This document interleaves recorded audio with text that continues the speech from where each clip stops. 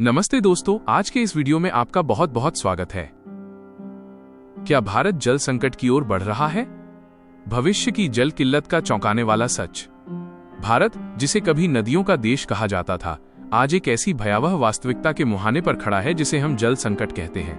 यदि हम अभी नहीं संभले तो आने वाली पीढ़ियां केवल किताबों में पढ़ेंगी कि कभी नलों से पानी आता था।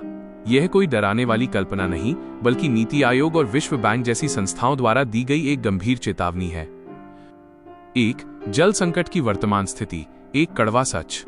भारत दुनिया की लगभग 18% जनसंख्या का घर है, लेकिन हमारे पास दुनिया के नवीकरणीय जल संसाधनों का केवल 4% ही उपलब्ध है। नीति आयोग की एक रिपोर्ट के अनुसार भारत अपने इतिहास के सबसे खराब जल संकट से गुजर रहा है। देश के लगभग 60 करोड़ लोग अत्यधिक जल तनाव, एक्सट्रीम वाटर स्ट्रेस का सामना कर रहे हैं। सबसे चौंकाने वाला तथ्य ये है कि भारत के 21 प्रमुख शहरों, जिनमें दिल्ली, बेंगलुरु, चेन्नई और हैदराबाद शामिल हैं, में भूजल स्तर शून्य के करीब पहुंचने की कगार पर है। इसका सीधा मतलब है कि इन शहरों में रहने वाले करोड़ों लोगों के पास भविष्य में जमीन से निकालने के लिए पानी नहीं होगा। 2. जल संकट के मुख्य कारण, हम यहाँ कैसे पहुंचे? ये संकट रातों रात पैदा नहीं हुआ है। इसके पीछे दशकों की लापरवाही और संसाधनों का अंधाधुंध दोहन है। भूजल का अत्यधिक दोहन। भारत दुनिया में भूजल, ग्राउंड वाटर का सबसे बड़ा उपयोग करता है। हम अमेरिका और चीन के संयुक्त उपयोग से भी अधिक भूजल निकालते हैं। हमारी खेती का 60% और पीने के पानी का 85% हिस्सा इसी पर निर्भर है। दोषपूर्ण कृषि नीतियां। भारत में जल गहन, वाटर इंटेंसिव फसलों जैसे धान और गन्ने की खेती उन क्षेत्रों में भी की जाती है जहां पानी की कमी है। पंजाब और हरियाणा जैसे राज्यों में मुफ्त बिजली ने किसानों को पाताल से पानी खींचने के लिए प्रोत्साहित किया, जिससे वहां का वाटर टेबल खतरनाक स्तर तक गिर गया है। प्रदूषण।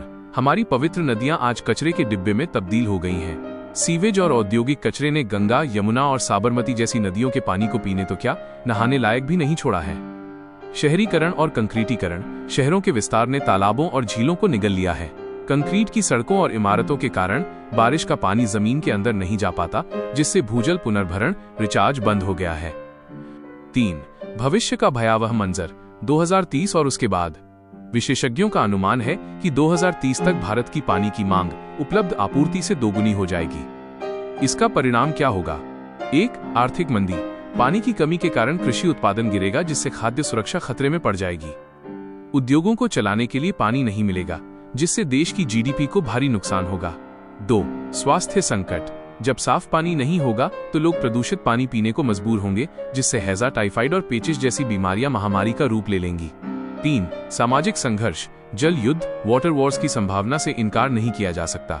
पानी के लिए राज्यों के बीच और मोहल्लों के बीच हिंसक झड़पें आम हो सकती हैं। 4. समाधान। क्या अब भी उम्मीद बाकी है? हाँ, स्थिति गंभीर है, लेकिन लाइलाज नहीं। हमें युद्ध स्तर पर काम करने की जरूरत है। वर्षा जल संचयन, रेन वाटर हार्वेस्टिंग। भारत में पर्याप्त बारिश होती है, लेकिन हम इसका केवल 8% ही संचय कर पाते हैं। हर घर और इमारत में रेन वाटर हार्वेस्टिंग सिस्टम अनिवार्य होना चाहिए। खेती में बदलाव। हमें ड्रिप सिंचाई, ड्रिप इरिगेशन और स्प्रिंकलर जैसी तकनीकों को अपनाना होगा। साथ ही किसानों को ऐसी फसलें उगाने के लिए प्रोत्साहित करना होगा जो कम पानी लेती हैं। अपशिष्ट जल का पुनर्चक्रण, वेस्ट वाटर रिसाइकलिंग। इजराइल जैसे देशों से सीख लेते हुए हमें इस्तेमाल किए गए पानी को साफ करके दोबारा उद्योगों और बागवानी में उपयोग करना चाहिए। नदियों का संरक्षण और पुनरुद्धार। नदियों के किनारे वृक्षारोपण और अतिक्रमण को हटाना प्राथमिकता होनी चाहिए। निष्कर्ष। व्यक्तिगत जिम्मेदारी का समय। सरकारें नीतियां बना सकती हैं, लेकिन जल संकट का समाधान तब तक संभव नहीं है जब तक कि हर नागरिक इसे अपनी व्यक्तिगत जिम्मेदारी न समझे। ब्रश करते समय नल खुला छोड़ना या गाड़ी धोने के लिए पाइप का उपयोग करना आज के समय में एक अपराध के समान है। हमें समझना होगा कि जल ही जीवन है केवल एक स्लोगन नहीं, बल्कि हमारे अस्तित्व की अनिवार्य शर्त है।